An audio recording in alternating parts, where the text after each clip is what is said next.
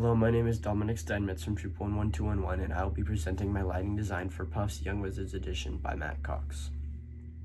This show is a fantasy comedy set in a school of magic in a castle in England. The story moves quickly through many mysterious places throughout the castle and the Puff's common room. It covers 7 school years, so the beginning of the show starts off silly and fun and sort of moves to serious and dangerous as the characters grow up. The overall style is fast, energetic, and magical. Some of the artistic and practical needs that impact the design are flashing effects for the magic, staging the lighting properly so the audience can tell when the scenes change, and to help convey the Puff's warm and friendly vibe. Another thing that's really important is not using yellow lighting during the show on the actors with darker skin tones. This washes them out and makes it really hard to see them on stage. One of the most important things that I like to talk about is pacing. Pacing makes the show. If the show is too slow, the lights aren't going to be changing as much and will start to get boring.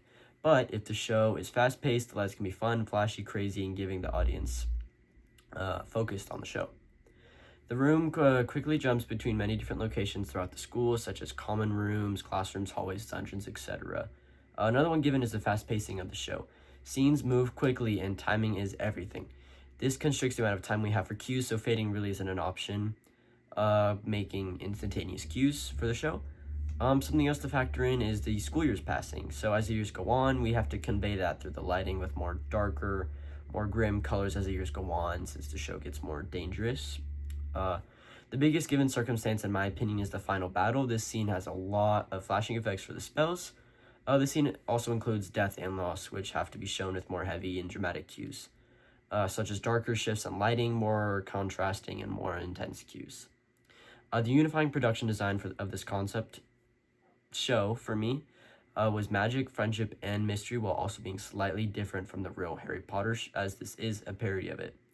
The theme of the show was sort of an underdog story, with the characters trying to find meaning, identity, and community even when not being noticed. The design of the show was supposed to be more humorous, DIY, with creative aspects compared to realism, so I used more vibrant colors when I had the chance to. A lot of recurring motifs showing up were some of those dark castle vibes and hero moments. With the dark castle feeling, we obviously wouldn't be able to make it dark because we wouldn't be able to see the actors. So instead of using less light, I went for darker blues and purples for the backlight during scenes where it was in the castle, so it had that hallway dark castle vibe.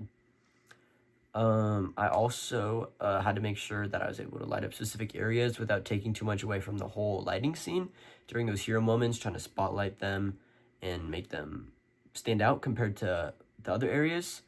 A constriction I had to work around was our limited time in our performance space. We had 2 days to install our set and program our light cues due to not being known with our space, so I sat down for a whole day in around 7 hours and programmed each and every light cue for the show and completed around 75% and eventually completed it in the following days.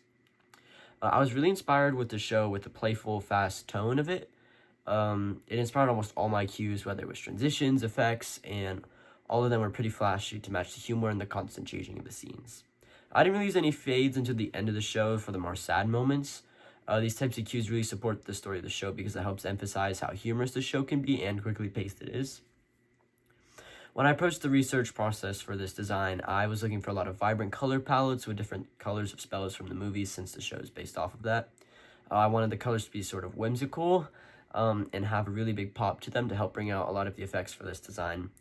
I also wanted to figure out where I would place the lights and what areas to light up on the set so that I could have light and detail in every corner. A few challenges I faced were creating the effects and the fast-paced changes.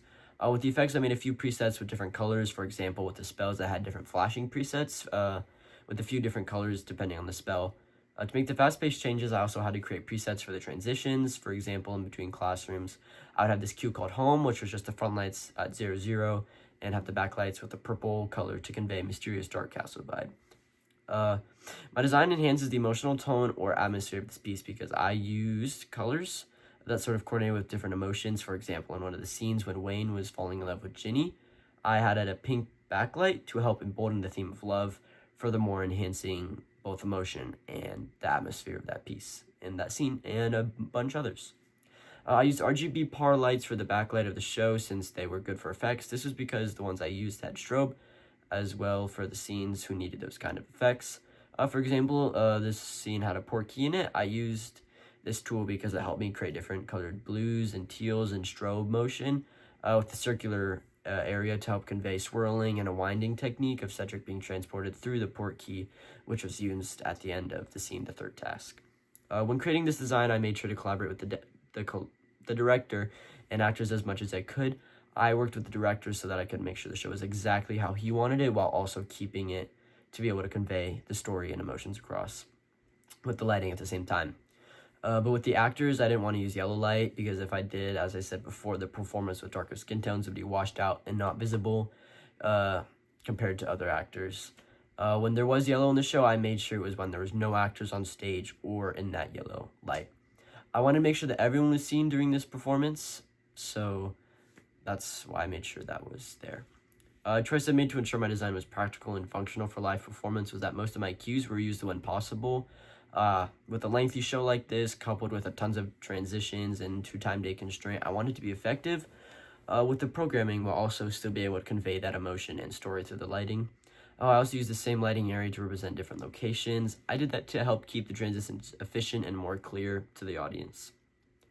Budgeting didn't necessarily affect me in this case. We already had all the lights we used from previous shows, but time definitely had an influence in limiting my design. Our school stage and cafeteria are merged together by a white wall that can open up in between. Because of this, we didn't have much time before the performance, and the school only gave us 4 days in this space. We only had 2 days to set up, and the rest were for performances. Another thing that came with this limited time was not knowing 100% where the set was going to be, so we had to work around that with curtains being put up before, blocking some of the light, so we had to lower those to get more light across. The thing I'm most proud of in my design is the effects I made. Since we used QLab to program the show, I had limited effects compared to using a light board, which has a lot of effect creation tools. A lot of the effects I made look really good, like my spell effects, the dramatic port key I talked about earlier, and I'm very proud of all the things I learned and problems I overcame. If I were to revise or expand this design, I would totally choose to expand it and add more depth and detail to each scene. I wasn't able to do this before because of the huge time crunch we had, but I was still able to accomplish a lot in the few days I had to program everything. Overall, I had an incredible time researching tools, designing concepts, and collaborating with others to make an amazing show with great lighting and helped convey an emotional story. Thank you.